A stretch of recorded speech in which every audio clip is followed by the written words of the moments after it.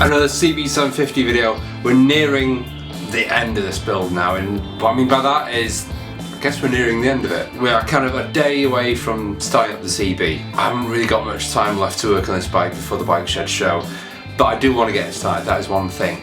But one important thing to make sure before you start any bike, and this is one piece of advice that was passed on to me, which I will hopefully pass on to you guys, and this is something mentioned by Cody at Motorcycle MD, and we are going to do a collab video today, only a short one, because obviously Cody lives all the way over in Richmond, Virginia in the United States of America, so I can't really do a face-to-face collab. It's going to happen one day. Cody and I have been talking, and it will happen. We've been trying to figure out ways. We found out that we keep on missing each other. The next time I'm going up to Tampa, usually he's in that area at the same time, but he's not going to be this year and all sorts like that. So it's a real shame that I'm going to miss him, but we will probably catch up. I mean, it's inevitable, I know it.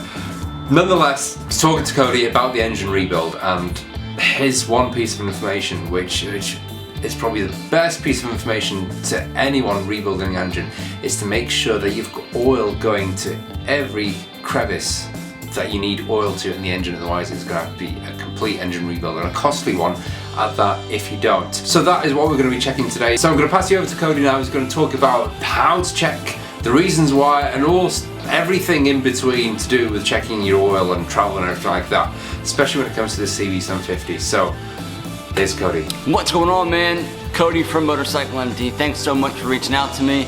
I know you've been working so hard on that CB750 motor, and I'm super pumped for you, man. It looks like you're coming together nicely, back in the frame painted, and obviously the reason you went in there, those crank bearings, spun up, ugly. Glad you got that all taken care of, man. Now, I know that motor rebuilds can be kind of overwhelming, a little bit intimidating, especially when you go as far down as you did, all the way to the crank. And when you're going back together, you're getting close to the end, you start dragging your feet a little bit more. You're not really too sure if you want to start this thing up or not. I know the feeling, trust me, I'm sure many people do. Being a Honda technician, I've rebuilt hundreds of motors. When it came to recalls on the CBR 1000RR, there were crankshaft recalls we had to do, transmissions on Gold Wings, and the list goes on and on. So I wanted to shed a little bit of light on just one simple thing that you can do that kind of makes it all feel better when it comes to when you're getting ready to really fire this thing up. What's most important about figuring out if everything kind of went well is making sure that at the bare minimum, maybe it does turn over, you're able to time the cams, get everything lined up clean, it spins over 360 degrees all day long. Awesome. You assembled it correctly. The one thing that I want you to check, man, is just to make sure that oil is reaching areas of the motor that it needs to. If you can verify this, then more than likely everything is going to go okay. At least for a little bit. But seriously, if you can verify that oil has reached at least the top of the valve train, then you've done something right. I'll actually show you an example of what I mean in a second, but first I want to show you something even better. So as I'm sure you have peered through this manual 1,000 times, this is a factory Honda manual for the CB750, specifically the dual overhead cam version, but this is the engine lubrication system. This actually tells you the path at which all your oil travels. And the cool thing is, just giving this a once over, you can actually verify if I have oil here, it's because I also have oil here, which is crucial, right? Because if you have oil coming all the way through the lower crankcase, all the way through the transmission, through the oil pump, up through the oil lines that motor has specifically that lead to the top of the head, you at least know that something down here, as far as allowing oil to travel, has gone right. So if we look at this, at the oil pressure switch, we go up through the crankshaft, into the connecting rod and lower end bearings, up to the top, help lubricate the pin bosses, as well as travel its way up through the oil lines to the top of the valve train, out of the top camshafts, both front and rear camshaft, and it continues on and sprays out into the gullies that the cam lobes the little pockets they kind of spin in, right? And it will drip and find its way back down to the bottom. So getting a good idea of where the oil is supposed to be coming out as far as the top of the valve train goes is vital. What I want you to do is run the bike. Spark plugs out, carbs off, carbs on, I don't really care. No electrical has to be going, so as long as you can use the starter button to allow the motor to pump through. Again, all the spark plugs out. You want this motor to be able to spin through freely on its own to get things kind of pumping, get oil where it needs to be without any strain from the combustion process. No resistance, or little to none, when it comes to turning the motor through. By example, I'm going to show you a TRX 450R rebuild that I did, full transmission rebuild, as well as top end and lower end bearings. Lots and lots of new parts went through that. I want to make sure that oil is getting to where it needs to be, so I'm going to show you guys exactly what I did to make sure.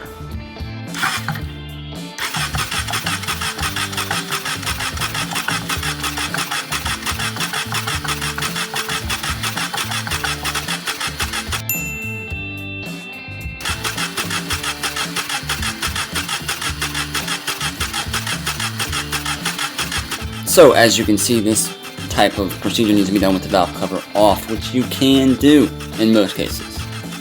Obviously, make sure you're not going to burn your starter out. Just keep a hand on it every now and then. Make sure it's not getting too hot while you're turning it through. I did turn this one through quite a bit just to make sure I got as much oil as I could in the top end.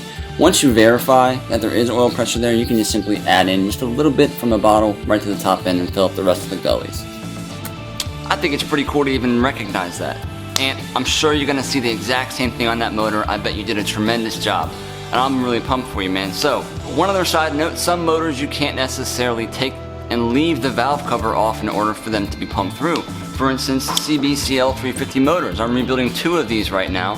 One for a project that I'm working on inside of my membership, as well as one for a customer that I have at the shop. You can't take this valve cover off and look down and look and see if oil is being shot everywhere inside, because the main studs for the head and the cylinder come all the way up through the top. But Honda's smart as usual, and they allow for an access port for you to visually check and see if oil is making it to the top. Because oil travels up this far left stud, and you can take this bolt out here and see if oil is making it up to the top and out of the valve head. And it could actually take a few revolutions of the motor, quite a bit, just to get oil pumping to where it needs to be. It's got to go through the filter, it's got to go through all these different systems to make sure that it's getting up to the top. So if it's taking you way too long and the starter is starting to smoke and stink, then obviously there's a problem going on, and guess what? You got to pull that thing back apart. The good thing is you've actually saved your motor. Yes, you had to go back in there, it sucks, you'll get over it. But the thing is, you've saved the motor by not running it in the conditions that you would have put it in. Carburetor's on, wide open, gone for a test ride even. I've seen it done. You've caused little to no minimal wear from just doing this process, making sure that oil is getting to where it needs to be. Now, I'm not saying that that is a 100% surefire way that nothing is wrong with the inside of your motor. Obviously, things are held in by nuts and bolts. It's up to you to make sure that they're tight, but regardless, if oil is getting somewhere, she's gonna run. So thanks everybody, let me come in here and just invade your space. Anthony, you are a great guy. I am really looking forward to hearing how this motor does, how it runs with those carburetors that you tuned up, and just how the bike looks overall. I'm sure it's gonna look phenom.com. Nobody says that.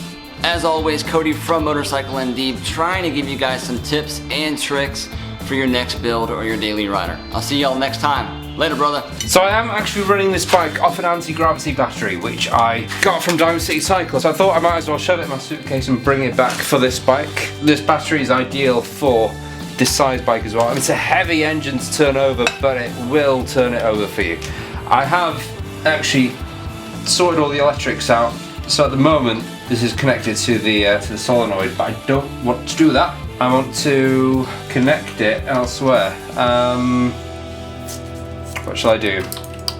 I'm going to ground it, and then I'm going to connect this, which is the positive, into the starter, directly into the starter. And that way I'm not going through the lights or anything, there's no lights on. It will just start as it's meant to start.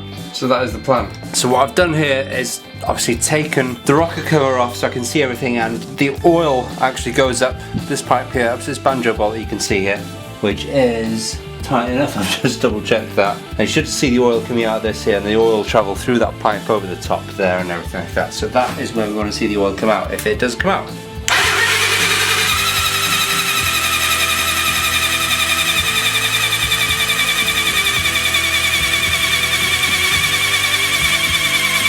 And that is coming up there. beautifully. Let's do it one more time.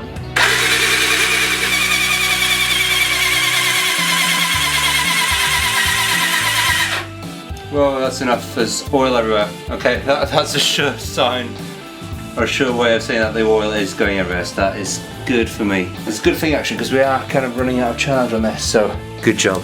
And you can see as well that the oil is starting to fill up the reservoir at the top here, so that is a good, oh, in fact it's leaking out there. And again, a massive thank you to Cody for actually giving me this piece of information, a valuable piece of information, and it's one of those things that could easily be missed if you don't think about it, or if you rush into starting an engine. The one thing you want to do after you finish an engine rebuild is to start it, to hear if it's going, and to hear if everything's going okay. But these checks need to be done. So that is all from me. Subscribe, hit that bell icon, follow me on Instagram. You can see up to date with all these builds. We've got more builds coming up. It's going to be a fun-packed summer. Exciting times. So follow me on all these channels. Visit Diamond City Cycles as well if you want to donate $5 for a chance to win the CX500 tracker that I've just finished building over at Diamond City Cycles in Tampa there. And as well, subscribe to Cody's channel. His link is down below. Subscribe. It's a font of knowledge, especially when it comes to Hondas. Until the next video, ride safe, stay safe, and I'll see you in the next video.